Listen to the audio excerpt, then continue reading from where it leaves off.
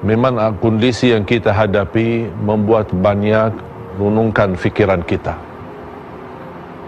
Tidak ada solusi memang di bumi. Hanya itu semua yang kita kerjakan sebagai ikhtiar saja. Tapi solusinya adalah dari Allah Subhanahu wa taala. Ma nazala bala'un illa bi dzamb wa ma rufi'a illa bi taubah. Tidak ada bala yang diturunkan kecuali dengan dosa kita. Dan tidak akan terangkat bala itu kecuali dengan taubat. Itu syarat. Taubat, terangkat bala. Masih dosa berarti masih ada bala. Nabi Yunus diselamatkan oleh Allah Subhanahu wa taala karena dia bertaubat kepada Allah Subhanahu wa taala. Itu nabi yang tidak berdosa, tidak bersalah.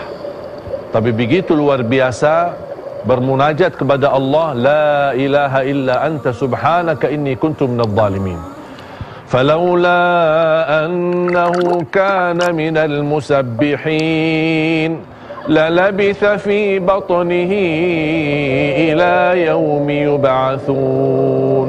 Kalau bukan Nabi Yunus bermunajat dan bertasbih kepada Allah Subhanahu wa taala, akan didiamkan dalam perutnya ikan ini sampai hari kiamat. Kita pun kalau tidak bertaubat dan kembali kepada Allah, dan kita mengaku diri kesalahannya, dan kita memohon ampun kepada Allah Subhanahu wa taala, bisa jadi kita akan didiamkan dalam bala ini, dalam wabah ini sekian lama yang kita tidak tahu kapan selesainya. Jamaah sekalian dimuliakan Allah Subhanahu wa taala, ketika saya mendengar berita wabah ini, sebenarnya kesempatan untuk kita kembali kepada Allah Subhanahu wa taala. Banyak waktu yang lalai, banyak waktu yang terbuang sia-sia. Ini kesempatan untuk memperbaiki hubungan kita sama Allah Subhanahu wa taala. Jangan menunggu datangnya Ramadan, belum tentu berubah keadaan dan kondisi. Bisa semakin parah dan mudah-mudahan bisa menjadi lebih baik. Tetapi jangan menunggu Ramadan agar kita bertaubat. Jangan menunggu Ramadan agar kita merubah menjadi lebih baik.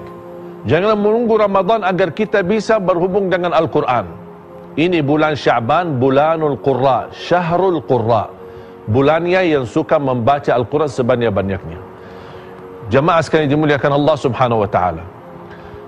Menurut saya, kalau kita tidak sadar dan belum sedia bersadar ketika menghadapi wabah ini, kira-kira kapan kita sadar? Apakah kita menunggu bencana yang begitu amat besar dan dahsyat? Ini sudah menjadi bencana yang dahsyat yang mengencangkan seluruh dunia, yang membuat seluruh dunia ketakutan. Masjidul Haram sampai kesepian sekali. Hanya yang bisa salat, hanya bertugas yang dijaga dan bertugas sebagai imam. Jangankan umrah, jangankan ziarah ke makam Nabi Muhammad SAW, salat berjamaah pun tidak bisa. Salat Jumat pun tidak bisa. Begitu luar biasa. Kondisi ini membuat kita harus sadar dan ingat. Sambil jamaah yang selalu dia tergantung hatinya dengan masjid, tergantung hatinya dengan salat berjamaah, dia terhalang tidak bisa melaksanakannya.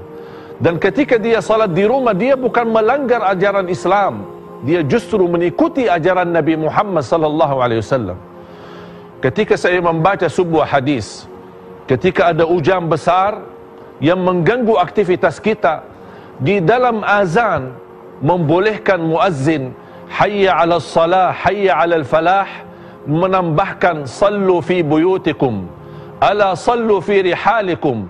Salatlah kalian di rumah, salatlah kalian di tempat kalian masing-masing. Ini salat jamaah diizinkan oleh Islam untuk kita mendiamkan diri di rumah. Bagaimana aktivitas yang lain? Ini salat yang disebutkan hubungan dan tali hubungan kita sama Allah. Tiang agama kita boleh tinggalkan berjamaah demi menjaga diri. Dan ada sebuah hikmah, lebih baik menjaga daripada berobat. Jamaah sekalian, ketika saya membaca ala sallu fi buyutikum, ala sallu fi rihalikum, saya mendengar seorang muazzin di dekat rumah. Saya mendengar azannya, tapi saya tidak bisa ke masjid. Bukan untuk hanya takut dengan wabah, tapi saya mengikuti ajaran Nabi Muhammad sallallahu alaihi wasallam. Saya mendiamkan diri di rumah. Dan saya mendengar azan ketika dia mengkumandangkan as-salatu khairum minan naum, justru malah beliau nangis. Ini luar biasa, menjadi ujian yang begitu luar biasa kita hadapi. Kapan kita umat Islam sadar untuk kembali kepada Allah Subhanahu wa taala? Kalau ini wabah tidak menyadarkan kita agar kita bisa menjaga perintah Allah dan taat kepada Allah. Ini menurut saya wabah menjadi pelajaran buat politisi di negara ini. Bisa menjadi pelajaran buat para pejabat. Ini bisa menjadi pelajaran para dokter dan semua yang ada di negeri kita Indonesia yang tercinta. Jamaah sekalian, saya menggerakkan dan semua di rumah masing-masing berbania doa Nabi Yunus. La ilaha illa ant, la ilaha illa ant,